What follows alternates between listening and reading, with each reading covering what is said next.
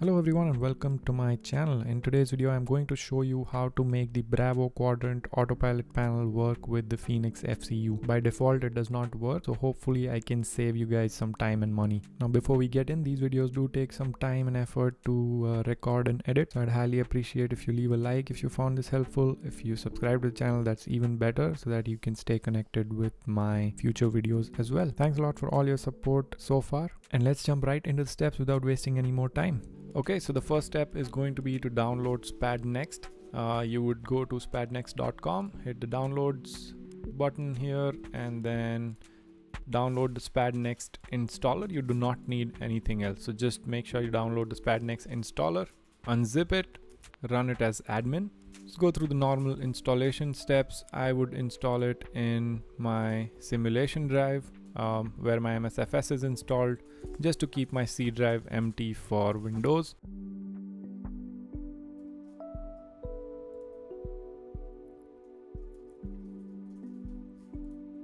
And it's done. Now the second thing you will need is this SpadNext profile for Fenix A320 Honeycomb Bravo Throttle Quadrant. I'll leave a link to this file in the description below, so you would go ahead and download that file. Okay, so once you're done with that, open up SpadNext. So it's going to do all the initialization and all that, and then it'll tell you some steps to follow, basically just detecting your hardware. So the first time you open SpadNext, it might tell you to follow some steps to link your hardware and stuff. It's pretty straightforward. Since I've installed it before, it did not give me that option. Okay, so once SpadNext is completely, started and everything, just go to your profile that you just downloaded for Fenix. Copy that profile, go to Documents, SpadNext, Profiles, and then paste it right here. So once you have copied the file to the documents folder that I showed, I want you to open SpadNext again and then go to the second tab here, click on that profile. It should detect that profile from that folder, and then hit activate profile. Now that should bring a green tick here on the profile, which is what you want to see. What I really want you to do is, you might already have some axis definitions and stuff set in your simulator for everything on the Bravo Throttle Quadrant, and if you want to leave all of that as is, what you'll have to do is click away through each of these buttons and delete the assignments. So click on each of these buttons and delete the events that you see here. Same way for each of these axes, delete the event. So for anything that you delete from SpadNext, it is going to look at your Msfs 2024 controls and basically follow those assignments. So what I would do is I would just delete that event, all three of them. Same way for the engine 1, engine 2, I would delete this one as well. Basically, I would delete everything that's in the throttle quadrant section, because I already have that part set up in the sim. I don't need SpadNext to be messing with that part of my setup.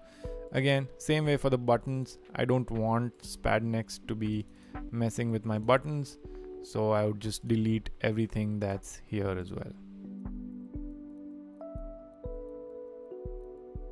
By all means, if you really like the assignments that are there in this profile, sure, go ahead and leave everything as is.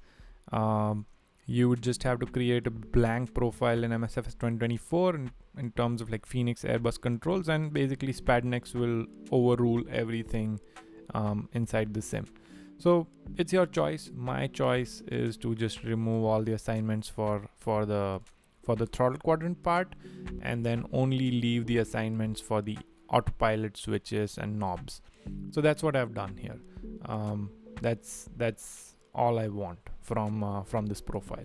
So we are basically just editing the profile to bare bones, only the part that we want, but this is your choice. So hopefully that makes sense. If you did not understand some part of the process, just let me know in the comments. I reply to pretty much all the comments on my videos. Another thing that I'll remind you of is always open the sim first and then open SpadNext when you're already loaded into the airplane. Okay, that's something I've observed, is the switches and knobs didn't work right for me if I loaded SpadNext before the sim. So make sure you do that. So load the sim first, load the aircraft at your gate, open SPADNEX, and then everything should work. So the next part of the video is going to be a demo of how to use this autopilot panel to do things, how to switch to managed mode, how to adjust things and all of that. Now one last thing I want you to do in the sim is go to the controls menu, go to the Bravo throttle quadrant, and unassign every single thing that's there on this autopilot panel.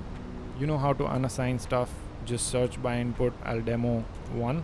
So let's say the heading button. Anything that shows up here, delete that assignment. So basically you don't want anything assigned on the autopilot panel, which is this whole panel including that button, from the sim, because we have already assigned everything through SPADNEX. We don't want anything assigned through the sim. So I'll see you in the actual demo.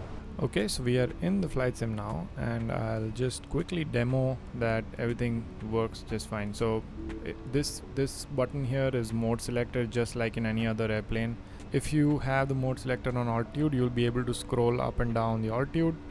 If you have the mode selector on VS, you'll be able to scroll up and down the VS. Same thing for heading, you'll be able to scroll up and down on heading. Don't mess with the course button because that messes with your EFIS and you don't want that. And the IAS mode selector will swap around your speed. Now about selected mode and managed mode, so right now we are in managed speed and managed heading. So if you want to, let's say if you want to, instead of going managed heading, you want to fly a specific selected heading, what you would do is just go to your heading mode selector, select the heading that you want to fly. So for example, I want to fly, let's say 320, and then you just press the heading button. So when you press the heading button, by the way, all the lights work correctly as well. So if your heading light is illuminated, that means you are in heading selected mode. Now again, if you want to go back to heading managed mode, you can just hit the nav button and that will put you back in the managed heading mode. So it works a little bit different than how you would expect the autopilot panel to work on, let's say, PMDG or some other airplane. But with this configuration, everything is at least functional, so you don't have to scroll around your mouse. And the same thing with the speed mode. So if you go to your speed and if you change the speed, let's say I want to fly a specific speed, 245, I would press the IAS button and that puts us in speed select mode. If I press the IAS select button again, that will put me back into the managed speed mode. So I think that explains most of these functions. There are a couple of other functions where, let's say you want to increment your altitude in hundreds and not thousands. So what you would do then is press and hold the altitude button, and that will switch to hundreds. So now you can make increments in 100. And if you press and hold it again, that's going to put you back in 1000. So now you can make adjustments in 1000. Just a quick demo that everything works. If you press the altitude button back again, you saw that our altitude control also went to managed mode. And obviously the main autopilot button is also functional. So you can disable that and you can also enable that with it. And the approach button will basically arm your approach right there. You see that? So yeah, everything works great. I'm really happy that I was able to get this functional because I was about to spend some money on FCU, but by the way, a sim setup video is coming soon, so stay tuned on the channel for that. But that's it for today's video. Don't forget to like and subscribe, very important, and I'll see you guys on the next one.